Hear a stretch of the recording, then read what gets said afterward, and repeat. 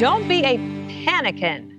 President Trump coining a new phrase as he sticks to his guns on tariffs, telling Wall Street and regular folks to be strong, courageous, and patient as their 401ks took a roller coaster in the stock market. The president promising if you are patient, greatness will be the result.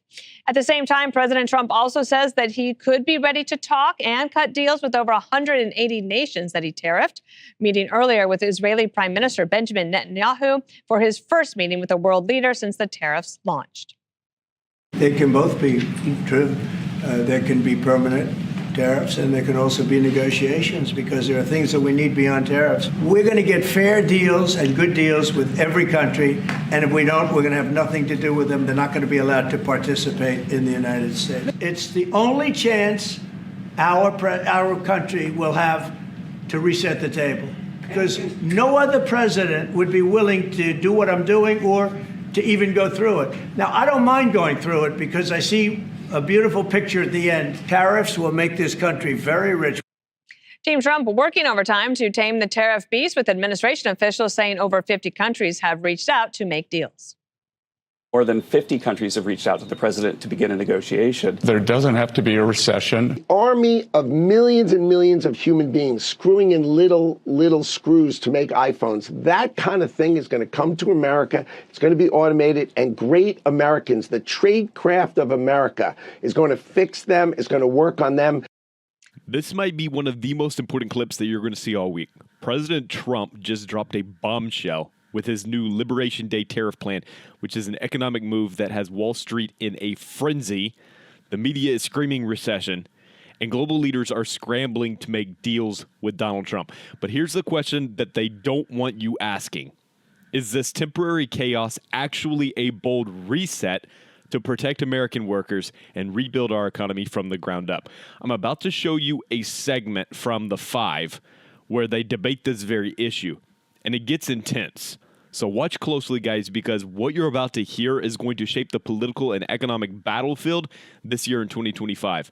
Before we roll the clip, do me a big favor, guys. If you're tired of seeing America sell itself out to foreign interests, hit that like button right now, guys. Let's push this message out and fight back against the media spin. Meanwhile, the Democrats busy trying to score some political points, criticizing the president for playing golf as tariffs rocked the stock market. Where was Trump when those soldiers were transferred to Dover Air Force Base? Trump was at his resort in Miami, Florida. He was there to hit the links for the Saudi-backed Live golf tournament. Is the president out on a golf cart while people's retirement is in flames? He spent the day working on his golf swing. They're experiencing uncertainty, right? And they see the president off golfing. Jesse, one of the things I cannot stand is complaints about golf. Me too. And that's not a middle finger to middle America. That's a middle finger to all these foreign countries who are trying to get on the phone and negotiate these tariffs down. But if Biden was golfing during a stock market like this, I'm sure I wouldn't say a word. You wouldn't. I would not. And now I'm not panicking, Dana, because I'm not looking. Okay. I haven't looked at my bank account. I'm afraid. But I'm just going to be patient. And my people are going to set me up so when this thing rallies, I can say, in your face, Harold, and it will rally, because it always does. Now, Bessent, the Treasury Secretary, broke the Bank of England. That's who I want running this. He'll probably break the Bank of China. And that's what we're trying to do here. This is a 40-year problem, and we've only been at it for 4 days. Take a breath. What Lutnick is saying, American workers are not going to be screwing in little screws to iPhones. He's saying the future is robotics. He's saying the future is AI, automation, and robotics. So you're going to have this massive high-tech manufacturing sector that's going to be building cars, airplanes, data centers, and you're going to need American blue-collar workers to service these robots, build the robots, and maintain them and operate them. If we're going to have ships, if we're going to have new weapons for the next century, that's the game. And if you're saying they're going to pass this tariff onto the customer and they're going to raise prices, okay, maybe. Or we just got 6 million new customers all over the world. So we're going to be making so much money selling these things to India and Asia and Europe that we're not going to have to raise prices. Now, everybody says, oh, you know, we got these flat screen TVs. Got to have our cheap flat screen TVs. Okay. Does the guy really need $50 off a flat screen when his factory left, when he doesn't have a job and fentanyl's pouring into the country? That's the trade-off we're talking about here. Now, here's how I feel about this.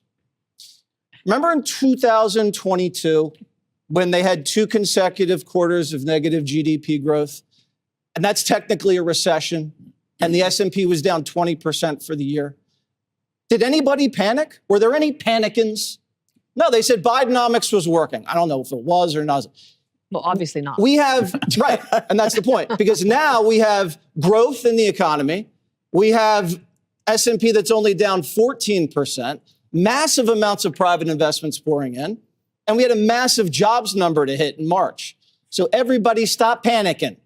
Relax. All right. I feel like, Harold, you got a lot of notes. I'm going to go to you next, and we'll give you the floor. Wait, first, good to be back. It's glad to be back, and good to be back around the table, and hope everybody had a good weekend. I'd say 2 things to Jesse. I hope you're right. 2, thus far you don't appear to be right. And I say that for just a couple of objective reasons. First, President Trump and I agree on probably a lot of things. One thing we agreed on over the last 7-8 years is that every day you get a scorecard about how our economy and how consumers and business leaders feel, business people of all sizes, big and small businesses, how they feel about the day, how they feel about what happened that day. And we generally look to our equity markets to get some sense of that. We've lost $7 trillion in 3 trading days.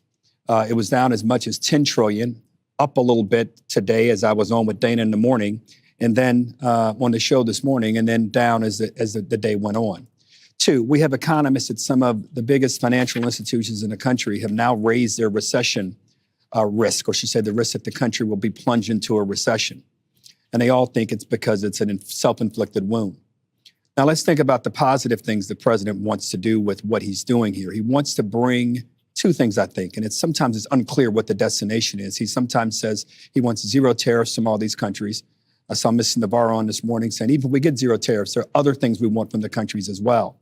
It's odd to hear that because some of these countries we talk about selling things to, Jesse, they're very small countries. We've suggested that we want to sell more beef to Honduras. Honduras has a $75 billion GDP. If they spent all of their GDP on us, it wouldn't make a dent in what we're doing. Don't get me wrong, I love $75 billion, but when you've lost $7 trillion, it seems to me to be a weird trade-off. I'm not that great at math, but that's not a winning. I think they want to sell it to Australia more than Honduras. Yeah. Okay. And it's big, beautiful beef, Harold. Let's get it right. So if you want to go there, I'm happy to go there. The reason they don't take our beef and pork, you know what? They don't like the fact that there are hormones in them. Yeah, that's an excuse. They do it to Europe too. Okay. Well, these are excuses that have been going on for years. 3, throughout our history as a nation, the first 100 years of the United States, we ran a trade deficit. You know why? Because we were a growing nation. We were a rapidly growing economy. Economies that are growing run trade deficits, not because they don't make things, but because they're consuming so much of the world's resources. The one time in our nation's history where we did not run a deficit was during the Great Depression. Why? Because we weren't a rapidly growing economy at the time. This is just math. Now let's get to the facts. The president wants to produce more things in America. He wants to reduce the trade deficits with countries, and he wants America to be the place that where everything is done. In order to do that, you have to build factories, you have to train workers, and you have to ensure that you have fiscal responsibility. The trade tariffs the president's talking about is a small part of it. He has made it the only part of it. Where I said last week that I hope and pray that he knows what he's talking about, thus far, he doesn't seem to know what he's talking about. If this takes 6 months to a year, and we find to see the kind of continued stress in our economy and our markets, Jesse, it won't be about whether you're panicking or I'm panicking. All of our viewers will be panicking because they will see not only that their retirement numbers their retirement accounts have come down. You'll find young people not being able to find jobs or good paying jobs. You'll see houses not being sold. You'll see grocery prices being too high and people not being able to spend at small businesses. So, Judge, it may be funny, but the reality so far is the numbers don't. If this were a Democrat in office, I say to everyone around this table and people watching who I love the fact that they watch, if this were a Democrat doing this, we would have a very, very different take on this, and I would be leading that charge. Thus far, this isn't working. I want to give it all the time in the world, but at some point, when it gets to 10 trillion we've lost in the market, and we're trying to make up a few billion in tariffs,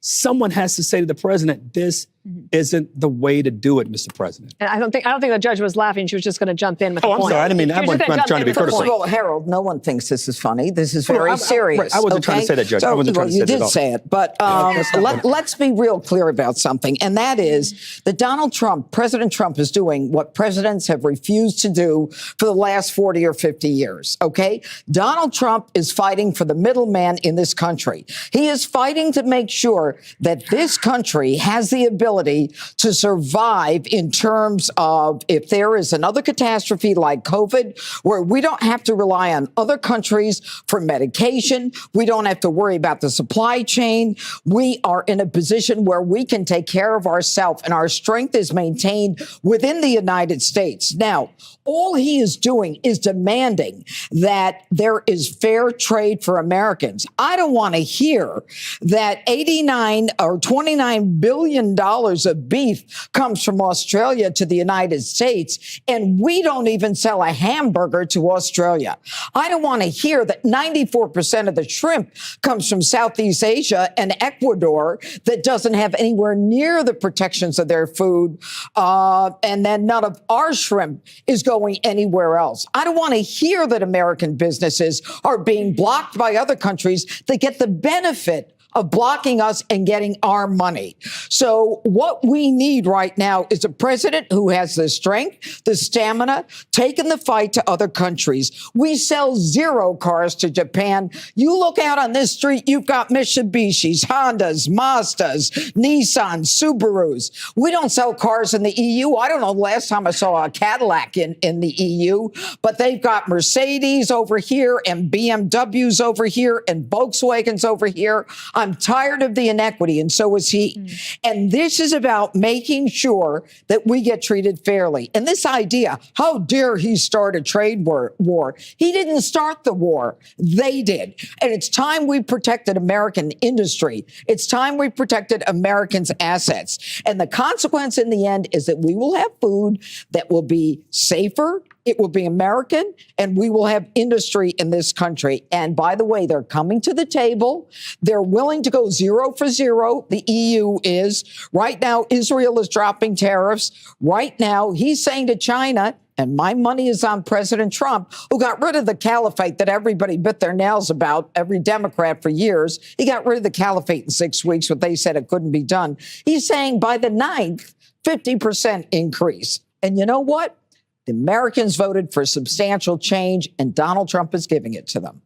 It's called The Patience of Greg. Yes. Sitting there quietly thinking, writing notes. What do you want to say? Well, it is a different time than the Depression, Harold. And what's the difference? Cheap labor abroad.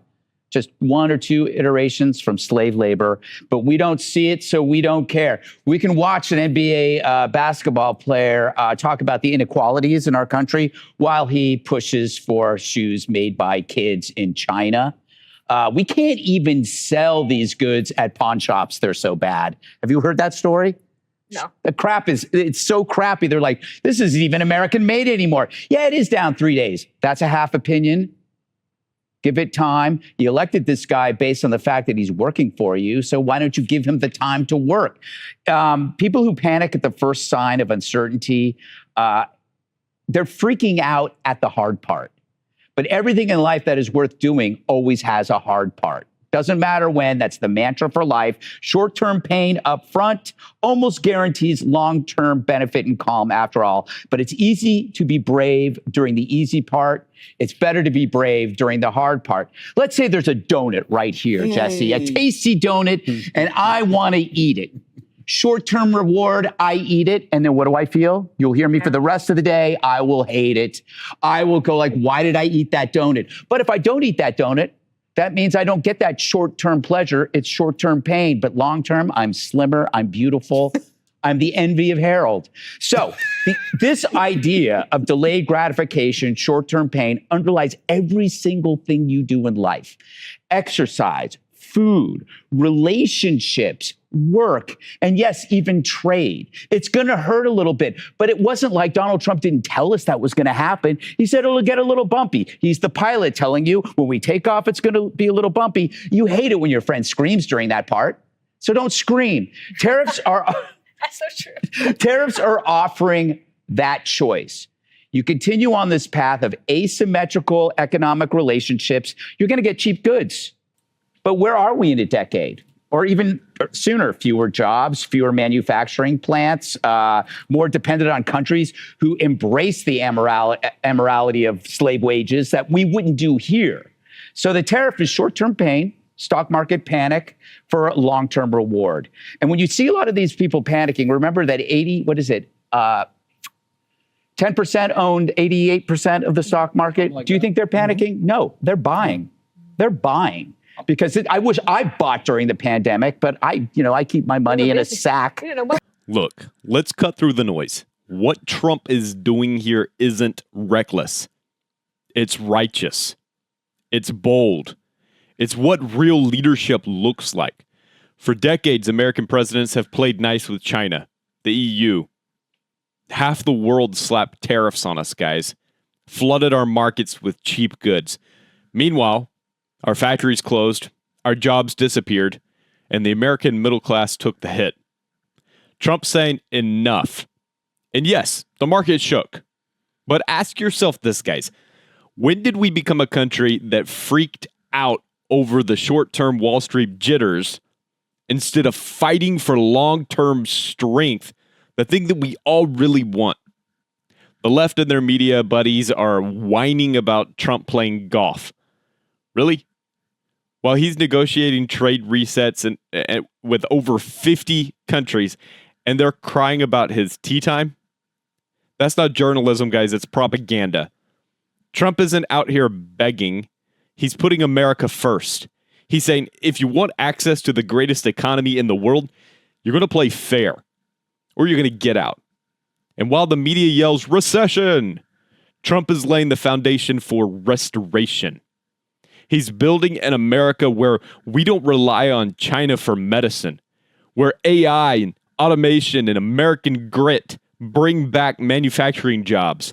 Not just jobs for now, guys, but jobs for the next generation. Remember what they said during COVID? We don't make anything here anymore. We don't make anything here. Well, Trump's plan changes that. Yeah, it's uncomfortable now, but that's the point. Everything worth doing requires sacrifice. You want secure borders. You want strong industry. You want a future where your kids have opportunities that weren't shipped overseas. That's going to take some pain up front. And let's talk about the hypocrisy just for a second. Under Biden, the stock market lost $7 trillion in 3 days back in 2022, and the left had the nerve to say Bidenomics was working. But Trump throws a punch and they call it a crisis. Give me a break. They're scared. Not because Trump is failing, but because he's doing what they never had the courage to do. Stand up for the American worker. Push back against globalist exploitation. Guys, we've been hit. We've been in a one-sided trade war for decades. Trump didn't start this. He's just the first one who decided to fight back. So let me know what you think, guys. Is this just noise from a corrupt media machine? Or is Trump playing economic 4D chess while they scream from the sidelines? Guys, drop a comment down below. I want to hear your thoughts. Make sure to subscribe for more conservative commentary that you're not going to get from the mainstream. Tap the bell so that you don't miss an episode, guys. And if you believe in what we're doing here, consider becoming a channel member to support the fight for truth. This isn't just a channel, guys. This is a movement. Let's take our country back one video at a time.